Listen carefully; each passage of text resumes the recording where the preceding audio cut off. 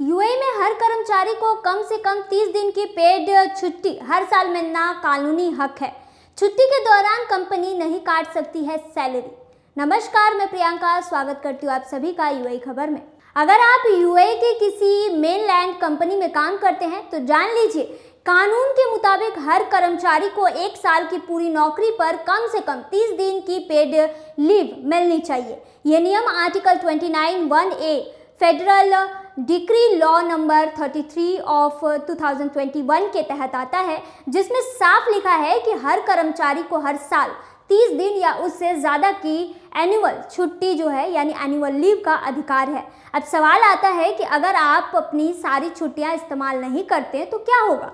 Company की policy के अनुसार बता दें आपको कि कुछ छुट्टियां अगले साल तक कैरी फॉरवर्ड की जा सकती है, लेकिन अगर लंबे समय तक छुट्टियां नहीं ली गई तो कुछ मामलों में उन्हें कैश में बदलकर पेमेंट भी किया जा सकता है। मतलब साफ है कि छुट्टी भी आपका हक है और सैलरी के साथ उसका पूरा फायदा उठाना चाहिए। आपको बता दें कि यूएई के नए नियम के मुताबिक कोई भी कर्मचारी अपनी एनुअल लीव में सिर्फ 15 दिन ही अगले साल कैरी फॉरवर्ड कर सकता है। ये rule cabinet resolution number 1 of 2022 article number 19 के तहत आता है, जो federal decree law number 33 of 2021 पर आधारित है। इसमें कहा गया है कि कर्मचारी केवल उन्हीं शर्तों के अनुसार छुट्टी आगे बढ़ा सकता है जो रोजगार कानून के आर्टिकल 29 की धारा 8 और 9 में बताई गई है। तो सीधे शब्दों में अगर बात करें तो अगर आपने अपनी छुट्टियां इस साल पूरी नहीं ली है तो उसमें से 15 दिन तो आप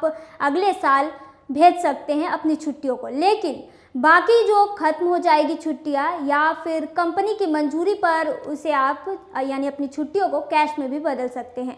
कर्मचारी जो होते हैं यानी एम्प्लॉयज़ अपनी एनुअल छुट्टियों में से आधे से ज़्यादा दिन अगले साल नहीं ले जा सकता।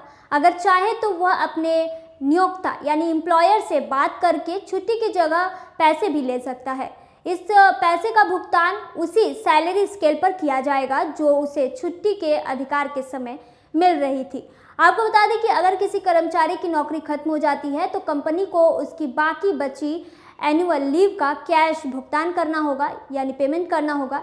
ये पेमेंट बेसिक सैलरी के हिसाब से किया जाएगा। हर कर्मचारी को एक साल की सेवा पूरी होने पर एनुअल छुट्टी का अधिकार मिल जाता है। अगर किसी वजह से उसने छुट्टी नहीं ली तो article 19(1) of cabinet resolution number 1 of 2022 के अनुसार वो अपने नियोक्ता यानी एम्प्लॉयर से बात करके छुट्टी की जगह कैश यानी पैसे जो है मुआवजा के तौर पर ले सकता है।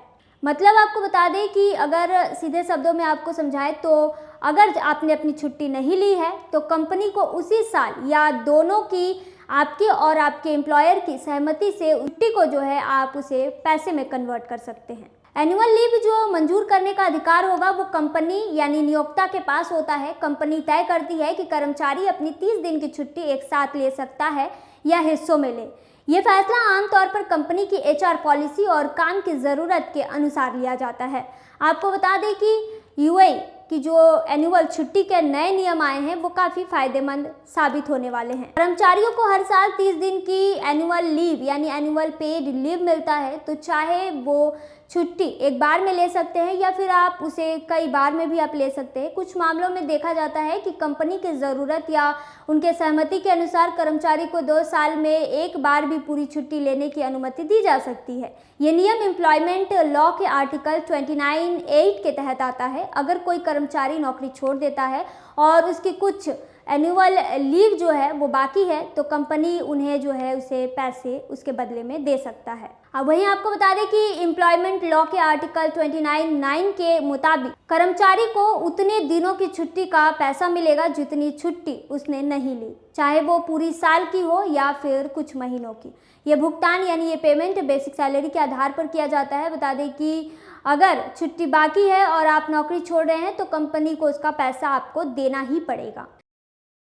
दुबई में शारीरिक संबंध बनाने की वजह से हुआ था जेल, अब हुई मौत। 19 साल के मार्कस फकाना, जिनके बारे में आपने कुछ दिनों पहले सुना ही था, जिन्हें दुबई में एक 17 वर्षीय लड़की के साथ संबंध बनाने के आरोप में जेल हुई थी। रिहा होने के 3 महीने बाद ये कार एक्सीडेंट में उनकी मौत हो गई है। यह हादसा लंदन के टोटेनहम इलाके में हुआ। पुलिस ने बताया है कि वे एक संदिग्ध गाड़ी को रोकने की कोशिश कर रहे थे, लेकिन गाड़ी कुछ देर पीछा करने के बाद नजर से ओझल हो गई। बाद में पता चला कि वही कार एक और गाड़ी से जाकर टकरा गई थी। पुलिस और एम्बुलेंस टीम ने मौके पर फकाना को बचाने की कोशिश की, लेकिन अस्पताल पहुंचते ही उनकी मौत हो गई। हादसे में शामिल 18 साल के ड्राइवर को खतरनाक ड्राइविंग और पुलिस के रुकने के आदेश का पालन न करने के आरोप में गिरफ्तार कर लिया गया है। मार्कस को पिछले जुलाई में दुबई के शासक शेख मोहम्मद बिन राशिद अल मखदूम की ओर से शाही माफी मिली थी। वह जेल में 1 साल की सजा काट रहे थे, क्योंकि दुबई में 18 साल से कम उम्र के किसी भी व्यक्ति के साथ शारीरिक संबंध बनाना अपराध है। इस मामले में British NGO detain in Dubai की संस्थापक राधा स्टॉलिन ने कहा कि हमें यह सुनकर बहुत दुख हुआ। जेल का असर किसी भी इंसान पर गहरा पड़ता है। कई बार लोग बाहर आने के बाद भी मानसिक तनाव से जूझते रहते हैं। मार्कस ने अपने जीवन के अनमोल महीने जेल में खो दिए, लेकिन उन्होंने हर मुश्किल का सामना हिम्मत से किया। स्टालिन ने आगे कहा कि उनकी मौत याद दिलाती है कि जिंदगी कितनी नाजुक है। जेल किसी से वो वक्त छीन लेती है जिसे कोई वापस नहीं पा सकता। आजादी का हर दिन मायने रखता है। आपको बता दें कि फकाना वही व्यक्ति है जिनको दुबई में जेल हुआ था, क्योंकि उन्होंने एक नाबालिग लड़की के साथ शारीरिक संबंध बनाया था और इसके लिए उन्हें 1 साल की जेल की सजा सुनाई गई थी। बहुत ही रिसेंट ये जो मामला था वो सामने आया था, जिसके बाद उन्हें जेल हुई थी और लाख कोशिशों के बाद भी उन्हें गिरफ्तार कर लिया गया था और वो जेल की सजा काट रहे थे। इसी दौरान जुलाई में शाही माफी उन्हें मिली। शाही माफी के तहत वो रिहा हुए और वापस अपने देश लौटे और वहां पर पुलिस की गाड़ी उनको चेस कर रही थी। इस दौरान एक एक्सीडेंट हो गया। पुलिस को नहीं पता था कि उसके अंदर मार्कस फकाना ही थे। एक्सीडेंट के बाद पुलिस मौके पर पहुंची तो वहां उन्हें फकाना दिखे, जिन्हें हॉस्पिटल ले जाया गया, लेकिन उन्होंने वहीं पर दम तोड़ दिया। आपको बता दें कि यूएई में रूल जो है बहुत ही सख्त है।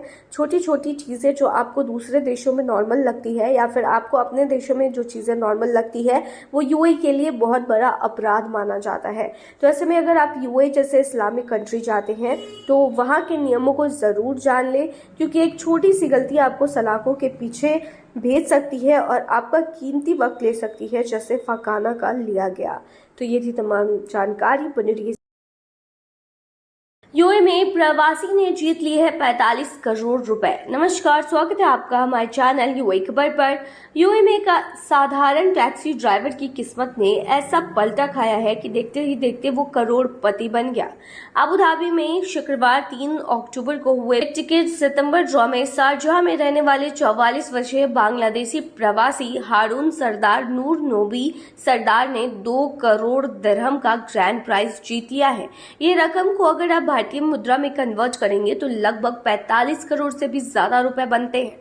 हारून ने ये टिकट 14 सितंबर को खरीदा था, जब शो के होस्ट रिचर्ड और बाउचरा ने उन्हें लाइव कॉल करके गोल्डन फोन पर यह खुशखबरी सुनाई तो हारून पहले तो चुप रह गए। अचानक इतनी बड़ी रकम जीतने की बात सुनकर वे इतनी हैरानी में थे कि बार बार सिर्फ यही बोल पाए, ठीक है ठीक है।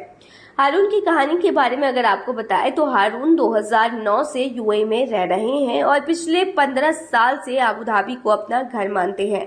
उनका परिवार बांग्लादेश में रहता है और वे टैक्सी चलाकर अपनी जिंदगी गुजार रहे थे। हर महीने वह बिग टिकट खरीदते थे और हमेशा उम्मीद रखते थे कि कभी न कभी किस्मत उन पर मेहरबान होगी। आखिरकार उनकी यह उम्मीद पूरी हुई और वे करोड़पति बन गए। इस टिकट को उन्होंने 10 अन्य लोगों के साथ मिलकर खरीदा था, इसलिए इस खुशी और इनाम की रकम को सबके बीच बांटा जाएगा। मुख्य विजेता के अलावा इस ड्रॉ में 4 और प्रवासियों की किस्मत भी चमकी है। भारत के शहाब उमैर और दुबई में रहने वाले भारतीय प्रवासी सिद्दीक पमलात को 50-50 हजार दिरहम मिले हैं। इसके अलावा अबू धाबी में रहने वाले बांग्लादेशी अली हुसैन अली और दुबई शारजाह के बीच रहने वाले पाकिस्तानी आदिल मोहम्मद ने भी 50-50 हजार दिरहम जीते हैं। इस ड्रॉ का सबसे रोमांचक हिस्सा बिग विन कॉन्टेस्ट यानी कि स्पिन द व्हील था। इसमें 1.5 लाख दिरहम का इनाम रखा गया था। कतर में रहने वाले रियास का नाम इसमें चुना गया था, लेकिन निजी कारणों से वह अबू धाबी नहीं पहुंच पाए। उन्होंने अपने दोस्त आशिक मोतम को भेजा, जो उनके साथ टिकट खरीदने वाले 20 लोगों में से एक थे। रियाज ने वीडियो संदेश भेजकर कहा कि उन्हें पूरा भरोसा है कि आशिक यह इनाम जीतेंगे। आशिक ने मंच पर जाकर व्हील घुमाया और किस्मत ने उनका साथ दिया। व्हील रुकते ही उन्होंने रियाज के लिए 1.5 लाख दिरहम का इनाम जीत लिया। बता दें, बिग टिकट अबू धाबी खाड़ी रेशो में सबसे बड़ा और मशहूर ड्रॉ है, जिसमें हर महीने लाखों प्रवासी अपनी किस्मत आजमाते हैं। खासकर भारत, बांग्लादेश, पाकिस्तान, नेपाल और फिलीपींस के प्रवासी हर महीने टिकट खरीदकर करोड़पति बनने का सपना देखते हैं। कई लोगों की जिंदगी इस ड्रॉ ने पूरी तरह बदल दी है और अब हारून सरदार का नाम भी उनमें जुड़ गया है। ये कहानी एक बार फिर साबित करती है कि मेहनत के साथ उम्मीद कभी छोड़नी नहीं चाहिए। किस्मत कब और किस पर मेहरबान हो जाए, इसका कोई अंदाजा नहीं लगा सकता है। आप भी इसमें पार्टिसिपेट कर सकते हैं अगर आप चाहते हैं कि आप भी करोड़पति बने, लेकिन सोच समझ कर ही टिकट खरीदें, क्योंकि जरूरी नहीं है कि हर किसी की लॉटरी लग जाए। तो ये थी तमाम जानकारी। बने रहिए ऐसी तमाम खबरों के लिए यूएई खबर पर।